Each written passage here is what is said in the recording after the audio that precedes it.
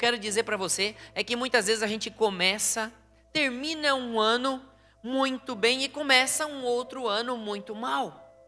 Mas o novo começo, aquilo que vai acontecer em 2026, já começa agora em 2025. Hoje é o último dia do mês de novembro, nós estamos findando este mês, para entrar no mês de dezembro, o mês do Natal. Quantos pais aí já estão pensando, meu Deus, o que eu vou dar de presente? Quanto eu vou dar de presente? Vou dar presentes? Vamos nos organizar, fazer uma festa. O fato é que muitos chegam já nesse novembro, nem aí para o Natal. Já pensando assim, meu Deus do céu, eu tenho tantos problemas para resolver ainda e o ano não acabou. Dezembro não chega nunca. Talvez você chegou nesse final do ano cansado. Talvez você chegou desanimado, com muitas perdas. Em Cristo, nós não estamos em Cristo. Mas muitas vezes você senta agora e começa a avaliar o teu ano e você pensa, será que nós ganhamos mais ou nós perdemos mais este ano? Será que nós ganhamos mais medo e menos sonhos? Talvez você tenha se tornado uma pessoa indiferente àquilo que tem acontecido ao teu redor. Talvez a tua fé está fraca, sem esperança. Quem dirá ter expectativas para um ano novo? Mas eu conheço um homem na Bíblia chamado Gideão, que ele também passou por alguns dilemas e alguns cenários como eu e você também passamos. Talvez esse é o ano que você deixou tudo em dia, está tudo certinho, e ano que vem vai ser melhor. Glórias a Deus! Celebre isso e compartilhe isso com as pessoas.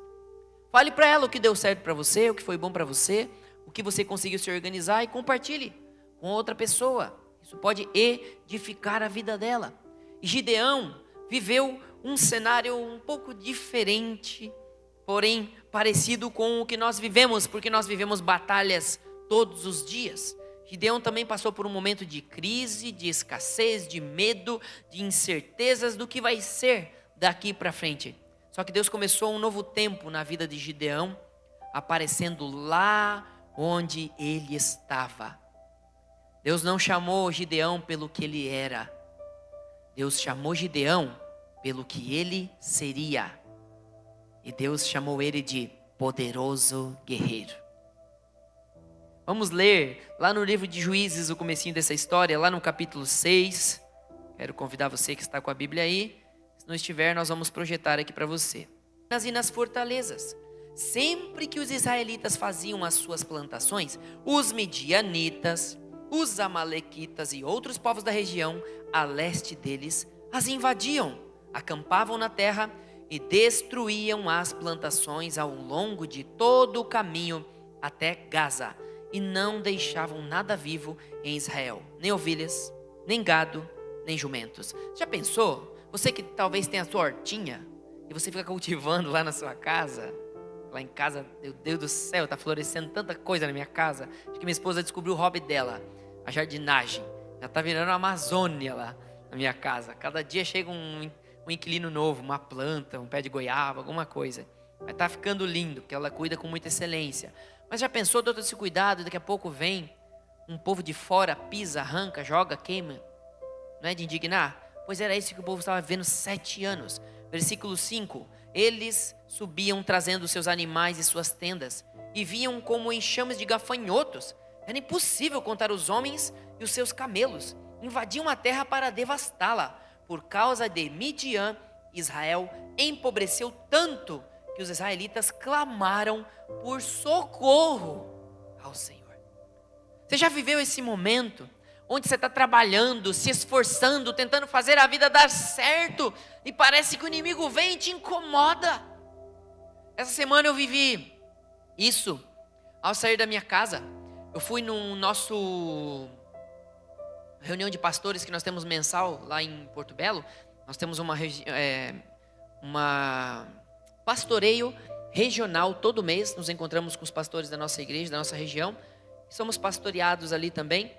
E aí quando eu saí eu tive que passar no posto para colocar água no meu carro. que estava secando lá.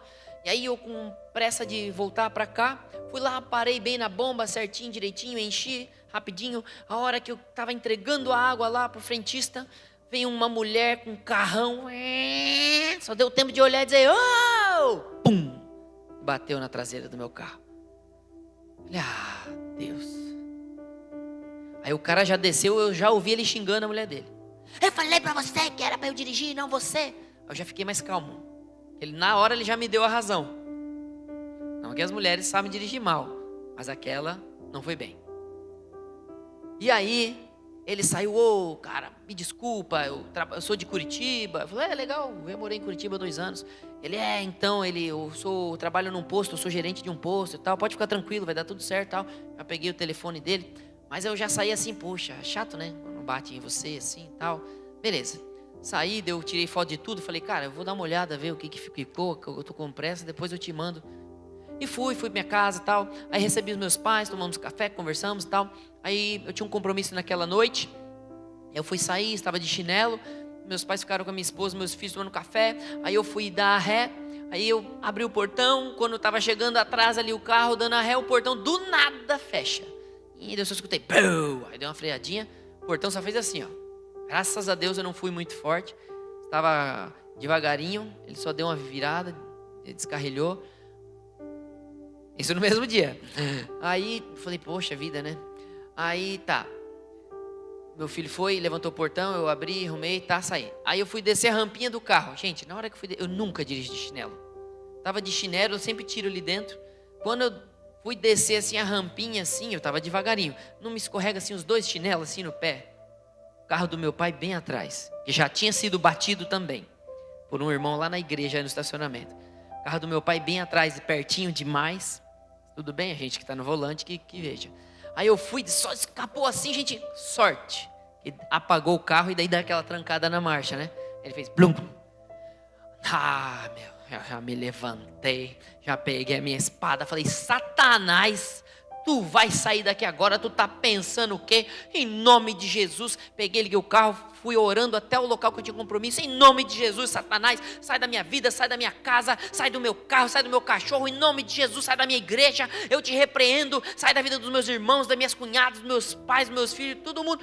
Fui orando por todo mundo, falei, em nome de Jesus, Senhor, nós estamos aqui, firmes em Ti, batalhando por Ti, Senhor, não aceitamos, sai fora, Satanás, tu está pensando que tu é o quê? Comecei a orar, e fui lá, meu compromisso, cheguei com sangue nos olhos, meu compromisso, cheio do Espírito, voltei numa paz no carro, ninguém se atravessou no meu caminho, Deus abriu o mar, foi dando tudo certo, cheguei em casa, tudo tranquilo, tudo certo. Eu falei, amor do céu, tive que orar, porque parece que o diabo, sabe, só para te incomodar. Assim estava o povo de Israel, porque eles fizeram algo mal, e olha que eu estava ali, direitinho, 7 anos, sendo molestados por outros povos, porque eles viviam um ciclo de pecado. Se arrependiam, clamavam ao Senhor e voltavam a fazer tudo de novo. E aí vinham as consequências ruins. E aí se arrependiam, clamavam ao Senhor, eles eram libertos. E aí ficava nesse ciclo. E esse povo está passando isso aqui porque é justo eles passarem isso aqui. Porque eles plantaram.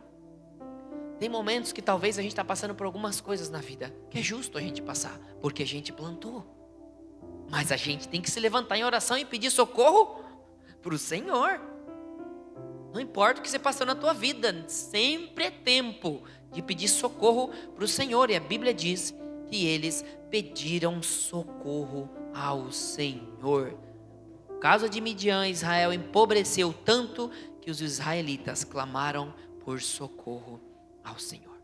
Eu queria compartilhar um primeiro ponto com você que diz: Deus encontra você onde você está. Pula ali para o capítulo 7. No versículo 7 ao 13. Deus encontra você onde você está. Versículo 7, a Bíblia diz: o Senhor disse a Gideão: com os 300 homens que lamberam a água, livrarei vocês e entregarei os midianitas nas suas mãos. Quantos homens? Mande. Quem é que já assistiu aquele filme dos 300? espartanos. Então, quem assistiu nunca fala 300 da mesma forma, né? Quantos homens que eram? Oh, só minha esposa. Homens, vamos comigo, hein? Cadê o Bernardo? Pitbull. Tá na escolinha? Cadê ele? Na escolinha lá, guerreiro.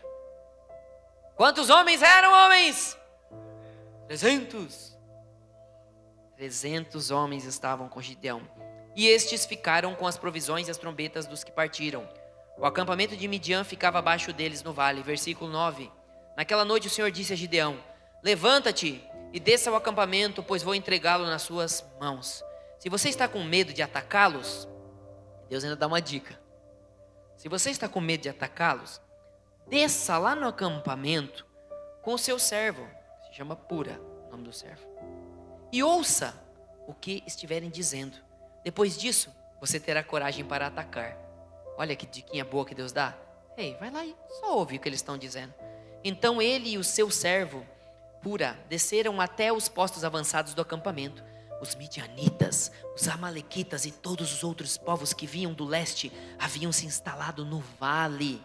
Eram numerosos como nuvens de gafanhotos. E eles estavam em quantos homens? Para Deus. Assim como não se pode contar a areia da praia, também não se podiam contar os camelos.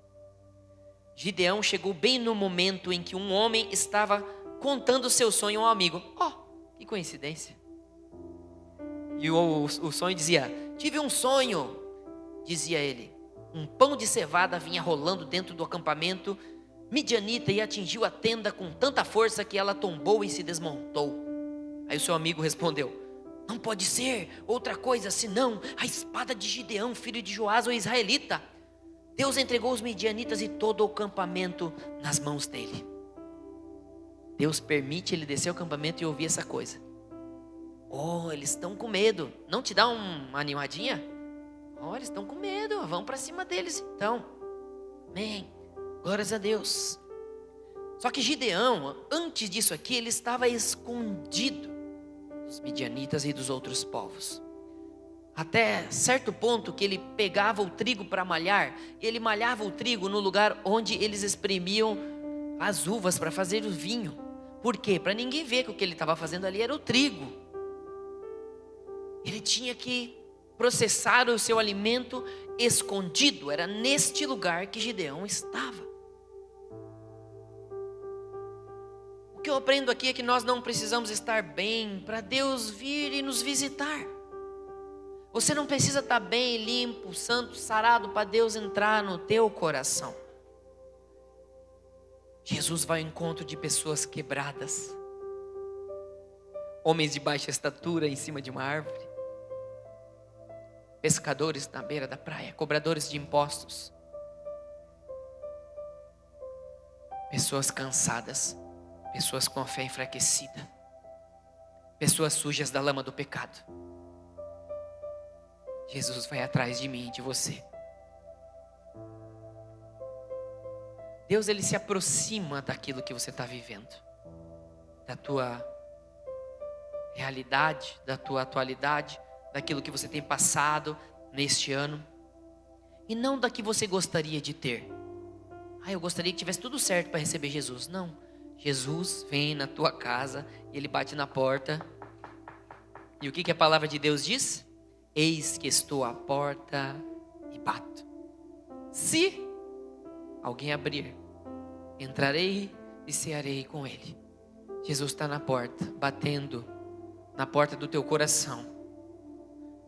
E hoje, onde você está? Escondido? O que você está fazendo da vida? Do que você tem se escondido? Enquanto Jesus está ali na porta e dizendo: ô de casa, tem alguém aí? Não, eu estou muito ocupado, Jesus. Eu tenho uma louça para lavar. Eu não posso te receber na minha casa. Não, Jesus, eu estou muito ocupado. Essas crianças é roupa que eu estou querendo comprar uma máquina de lavar para ser auxiliar da minha máquina de lavar. Eu estou numa correria, Jesus, que eu preciso trabalhar e eu não tenho tempo para abrir a porta. Do que você está se escondendo, porque Jesus está à porta. Deus encontra Gideão escondido, medroso, sem expectativas, sem recursos. E muita gente chega ao final do ano assim, escondida atrás do medo, patinando nas perdas, patinando nas decepções que passou nesse ano, congeladas por causa da frieza emocional, machucadas demais para tentar de novo. Mas Deus, Ele não se distancia da sua fraqueza, Ele vai até ela. Deus não espera você ficar forte para falar com você, Ele fala para te fortalecer. O primeiro ponto é que Deus encontra você onde você está. E a primeira pergunta é: onde você está? Diga para Ele: Senhor, eis-me aqui.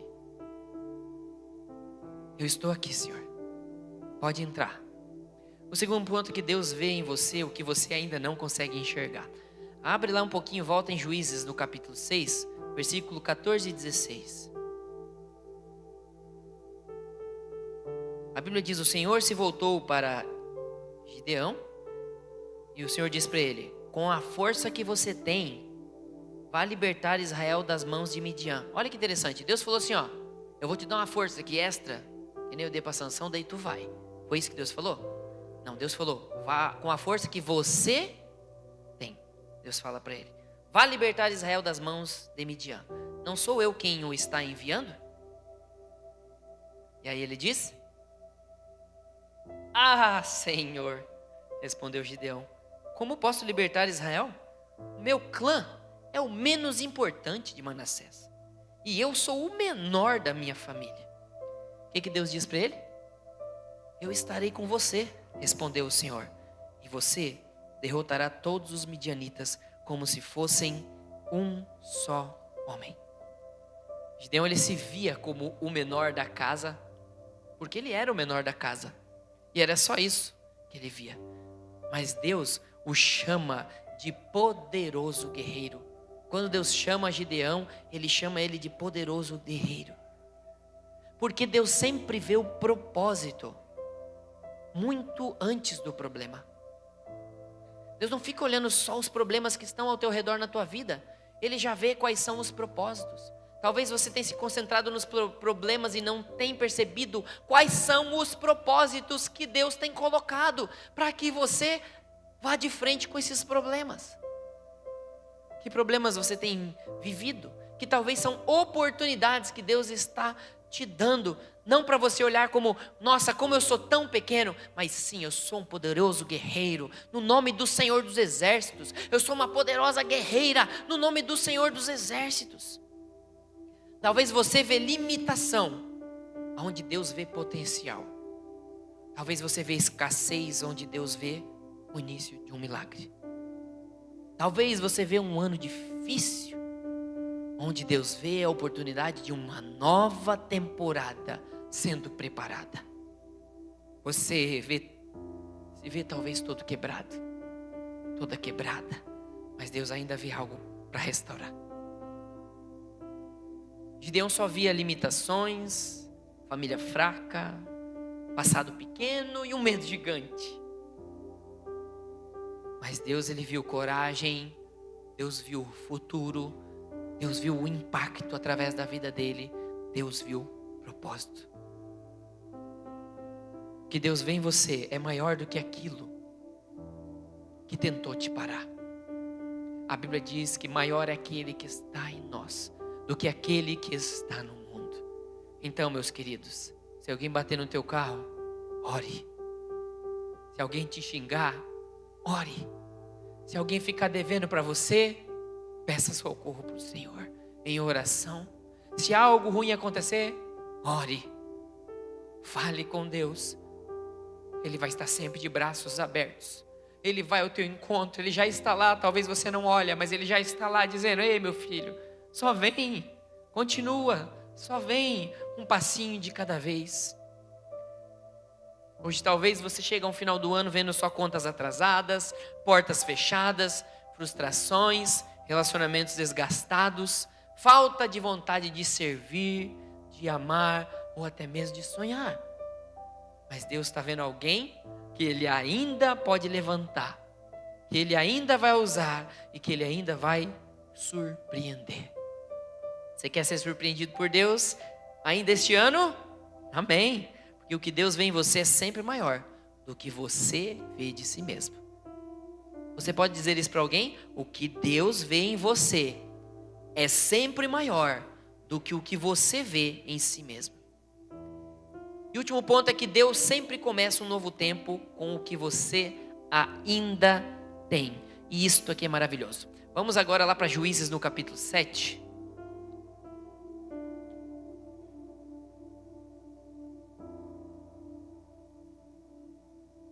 No versículo 1 ao 22. Agora precisamos ler um pouquinho mais.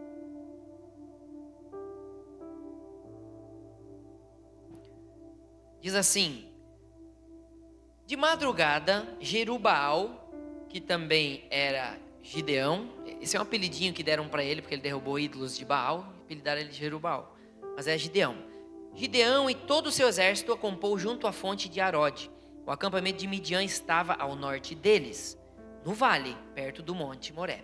E o Senhor disse para Gideão: você tem gente demais para eu entregar Midian nas tuas mãos, a fim de que Israel não se orgulhe contra mim, dizendo que a sua própria força o libertou. Anuncie, pois, ao povo que todo aquele que estiver tremendo de medo poderá ir embora do monte Gileade. Deus fala para Gideão chegar diante de 32 mil soldados. Ele diz: quem estiver morrendo de medo pode ir embora. Sabe quantos foram? Vamos ler. Então 22 mil homens partiram e ficaram só 10. Ai, gente, quantas vezes, né? Você tem uma batalha para enfrentar. E se alguém chega para você e fala assim: se alguém quer sair neste momento desse desafio, fale agora. Você pensa 1000 vezes: nossa, eu quero sair. Não, Deus, não é para mim essa vida. Quantas vezes talvez você abriu um negócio e você se vê no meio de uma batalha e um monte de desafios e coisa nova. Você fala: Deus, eu acho que isso aqui não é para mim. E Deus fala: peraí, tá muito fácil. Sai 22 mil. Fica só 10 mil. Versículo 4, mas o Senhor tornou a dizer para Gideão: ainda há gente demais. Desça com eles à beira d'água e eu separarei os que ficarão com você. Se eu disser, este irá com você, ele irá. Mas se eu disser, este não irá com você, ele não irá. Assim Gideão levou os homens à beira d'água. E o Senhor lhe disse: separe os que beberem a água, lambendo-a como faz o cachorro, daqueles que se ajoelharem para beber. O número dos que lamberam a água, levando-a com as mãos à boca, foi de...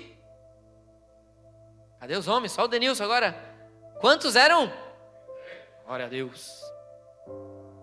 300 foram os que se ajoelharam para lamber a água igual cachorro. Todos os... Para lamber água igual cachorro devia ser daqueles, né, Ricardo? Devia ser daqueles brutos, raiz, para lamber água igual cachorro. Versículo 7. O Senhor disse a Gideão: com os 300 homens que lamberam a água, livrarei vocês e entregarei os midianitas nas suas mãos. Mande para casa todos os outros homens. Gideão mandou os israelitas para as suas tendas, mas reteve os 300. E estes ficaram com as provisões e as trombetas dos que partiram. O acampamento de Midian ficava abaixo deles no vale. Naquela noite o Senhor disse para Gideão: levanta-te e desça no acampamento, pois vou entregá-lo nas suas mãos. E aí vamos reler. Se você está com medo de atacá-los, desça ao acampamento com seu servo Pura. E ouça o que estiverem dizendo. Depois disso você terá coragem para atacar. Vamos pular agora lá para o versículo 15. Quando Gideão ouviu o sonho e a sua interpretação, adorou a Deus. Voltou para o acampamento de Israel e gritou: levantem-se! O Senhor entregou o acampamento midianita nas mãos de vocês.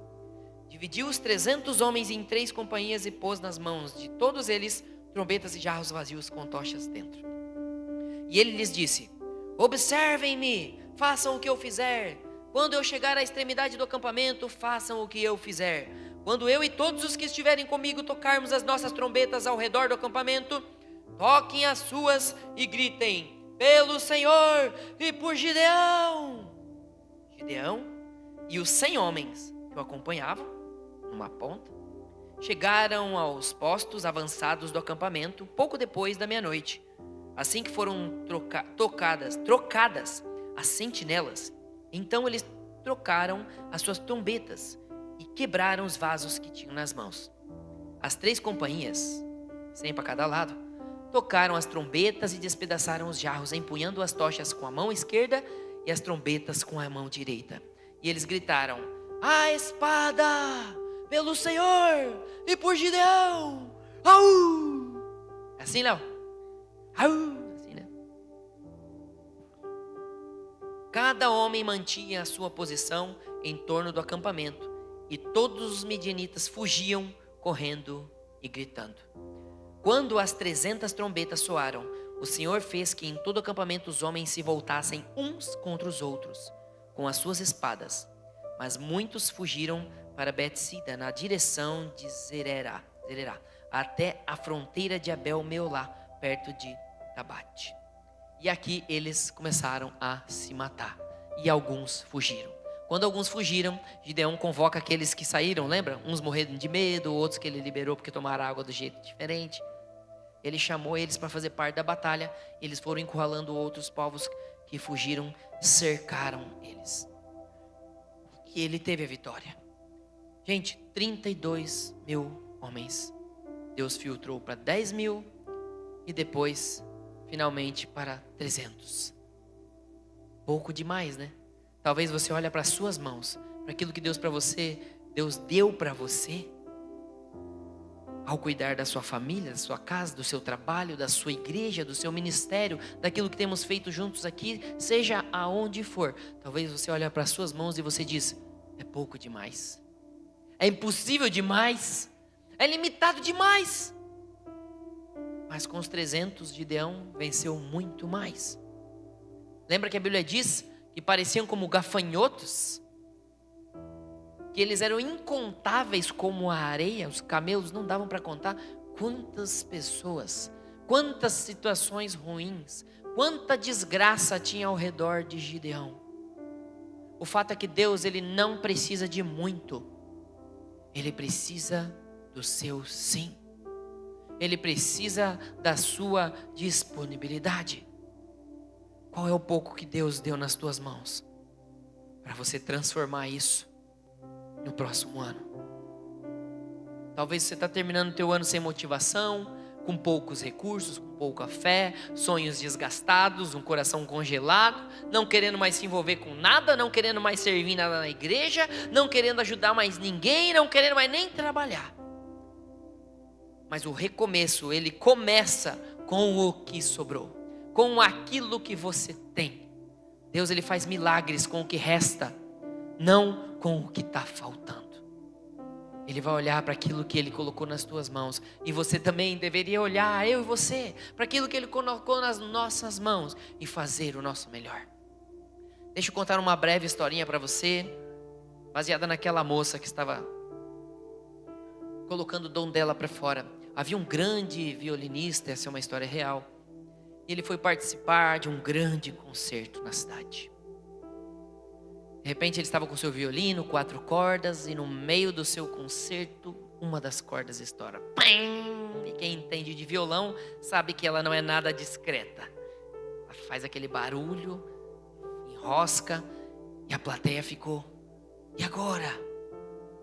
E ele, como um grande músico, continuou a tocar com as 3 cordas. Uau! E daqui a pouco a segunda, e ele continua se virando com as 2, que ele já perdeu mais uma, e daqui a pouco, e estoura a 3ª corda, e todo mundo, e agora? Não vai mais ter jeito. Uma corda? Já era. Mas com aquela corda, ele continuou fazendo o seu melhor, porque afinal de contas ele era um grande violinista, e ele estava ali e continuou o seu show. E ao ser ovacionado no final do show, ele chega para a plateia e diz: não é um instrumento que faz a música, é um músico. Esse instrumento não faz nada se não tiver alguém que vai lá e deixa o que Deus colocou dentro de uma pessoa ser derramado lá. Eu e você não fazemos nada que presta. A Bíblia diz que as nossas boas obras são um trapo de imundícia. Trapo de imundícia era o absorvente que as mulheres usavam na época. É trapo de imundícia as nossas boas obras. Nada é digno da grandeza do nosso Senhor. Porém, Ele aceita o nosso pouco. Ele aceita corações quebrantados, pessoas sujas, pecadoras, injustas. Ele nos aceita como nós somos, mas não nos deixa como nós estamos. Talvez a sua vida hoje não tenha apenas... Talvez a tua vida hoje tenha apenas uma corda. Mas Deus está dizendo, o que você chama de pouco, eu chamo de suficiente. O que você chama de fim, eu chamo de começo. O que você chama de perda, eu chamo de preparo. Creio que Deus diz para nós hoje, eu ainda consigo tocar algo lindo com o que sobrou de você, meu querido. Eu ainda vou fazer um grande concerto através da tua vida. Só deixa eu usar essa cordinha para nós concluirmos. O próximo ano não será determinado pelo calendário, pelas circunstâncias que virão, mas pelo posicionamento dos nossos corações. Como você se posicionar para o próximo ano, assim ele será. O que você vai colocar na tua agenda? Eu vou orar mais? Eu vou ler mais a palavra de Deus? Eu vou buscar mais a sua presença? Eu vou procurar estar um pouquinho mais perto de pessoas? Eu quero abrir um hub na minha casa, pastor. Eu quero servir as pessoas. Eu quero estar perto. Lá no meu trabalho, eu vou fazer um pouquinho melhor? Eu estou numa função que eu odeio, mas eu cheguei lá agora. E naquele pouco, eu vou ser fiel. O que você pode fazer na tua casa? Talvez é ajudar a varrer, a limpar, arrumar aquele quintal que está bagunçado, pintar um muro, colocar aquela bucha na parede que a tua esposa já te pediu faz 5 anos. Seja lá o que for, quem vai dizer o que vai acontecer no teu calendário de 2026 é o posicionamento do teu coração. Deus está chamando você para reacender a fé, deixar o medo, parar de viver indiferente, sonhar de novo, servir de novo, resolver-se com o passado e abraçar o teu futuro e voar, abraçar o teu presente e voar para o teu futuro. E crer que o pouco que resta nas tuas mãos é suficiente para Deus fazer uma linda canção através da tua vida. De maneira que as pessoas vão olhar para você e vão falar, nossa, que coisa linda, que maravilhosa a vida dessa pessoa. Ele sofre um monte de coisas, não é perfeito, mas ele lida com as tempestades de uma maneira que eu não entendo. E aí você vai dizer para elas, ei, quer que eu te mostre quem é aquele que me toca? Eu sou apenas um instrumento, mas aquele que me toca é o Senhor dos exércitos, aquele que pega o menor de uma tribo, com 32 mil homens e reduz a 300 mil, e Ele dá uma vitória milagrosa. Talvez é isso, talvez você pense que quando estiver no muito, a vitória vai vir, mas Deus está falando, ei, é no pouco, porque quem faz o milagre sou eu. O recomeço não está distante, ele só está a uma decisão de distância. E hoje eu quero convidar você para já pensar em 2026, sem esquecer que 2025 não acabou. Pastora já deu a dica semana passada. Já vou começar a fazer nesse mês o que eu quero para 2026. E nós já começamos na nossa casa a fazer coisas que nós queremos para 2026. E começamos a planejar, e nos mexer, e nos organizar. E eu creio que tem tantas coisas que Deus quer fazer através da tua vida. Mas você tem que dar esse passo à frente. E é isso que eu quero te convidar.